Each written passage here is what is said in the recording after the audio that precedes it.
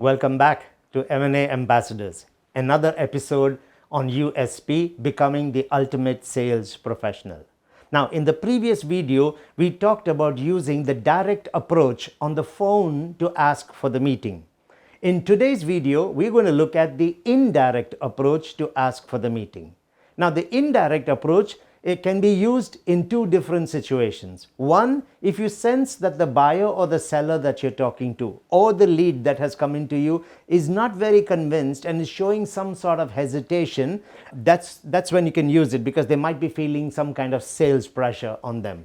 The second reason could be if you are fairly new to speaking on the phone and you may not have the courage or the confidence yet to go with the direct, you can try the indirect. Now, like with the direct, I have to stress that it's very important that you've followed all the structures that you have been taught in your phone call, because there's a build-up before you can ask for the actual meeting. Now, assuming you've already done that, here is how the indirect works. The direct is very simple. Let me give you an example. I start by saying, I take the name of the client. So, John, what did you like about what you heard so far?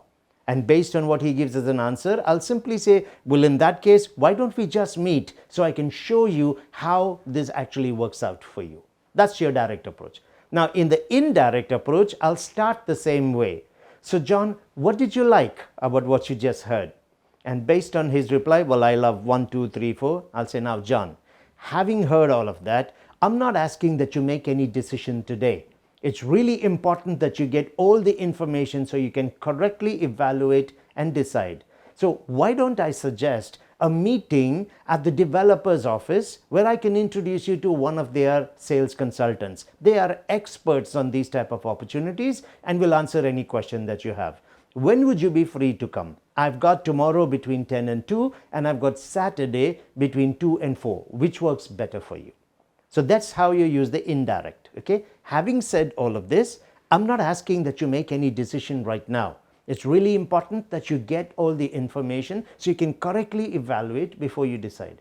Why don't I set up a meeting for you? And if you're in the off plan, you would suggest it at a developer center, but you must say that the person you're meeting with is an expert on these kind of opportunities and he'll answer any question you have.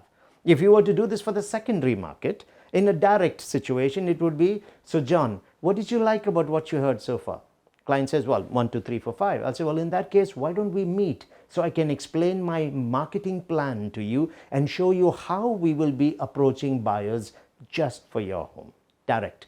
Indirect, you would say, having said all of this, I'm not asking that you make any decision to list with me today.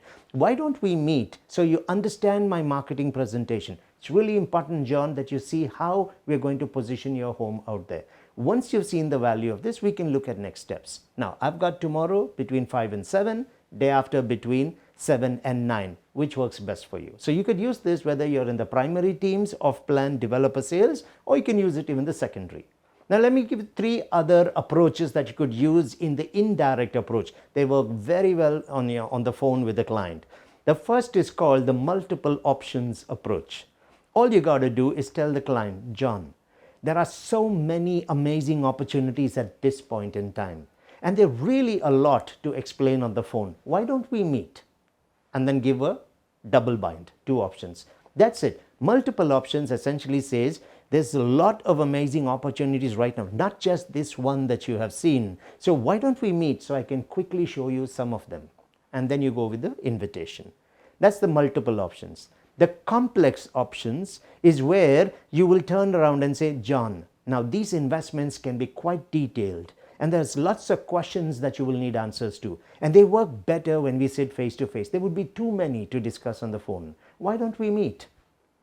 So here what I'm saying is, investments, we're talking a lot of money here, right? And lots of questions, lots of details that need to be answered. And there are a lot to do on the phone. Why don't we meet? So you're giving them the reason before you make the meeting offer.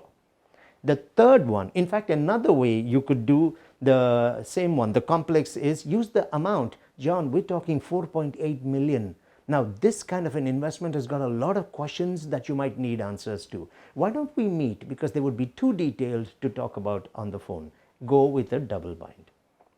The third approach that you can use here is called an advanced need analysis or an extended need analysis, basically trying to find out more. How would you use this? John, now that you have seen how this opportunity actually generates a good amount of returns, why don't we meet so I better understand what you're looking for so that we can offer you an opportunity. So let's look at another way of doing this, okay? John, now that you've seen how much money you can make from this opportunity, why don't we meet so I better understand what exactly you're looking for? Now I have time tomorrow between 10 and 2 and day after between 2 and 4. Which one works best for you? So these are three options that you could use.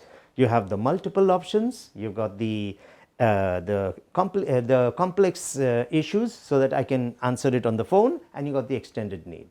Now, try these and let us know how they work for you. Now, in my next video, I would like to discuss the UBS Global Real Estate Bubble Index report which got released last week.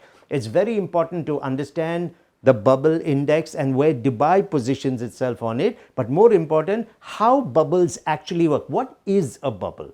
So in the next video, don't fail to watch it. I'll explain to you what is a real estate bubble and how to show that Dubai, in fact, is not a bubble. I want to wish you the best and thank you for your time with us on this episode of M&A Ambassadors, Becoming the USP, the Ultimate Sales Professional.